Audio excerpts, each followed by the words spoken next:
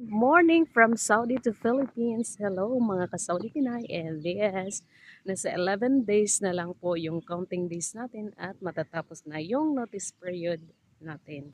And tayo ay maghihinay-hinay sa ating pagliligpit ng ating mga gamit para maipasin sa Pilipinas yung ating mga boxes. And yan, sobrang bilis ng araw na ngayong mga ka-Saudi Pinay dahil nga palapit na ng palapit ang ating pagtatapos ng ating notice period dito sa aking kumpanya. Kaya super excited na malungkot ang ating feelings for today's video.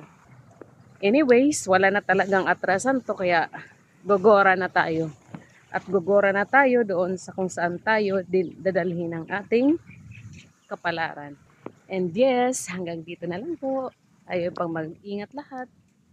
Everybody take care. Bye-bye.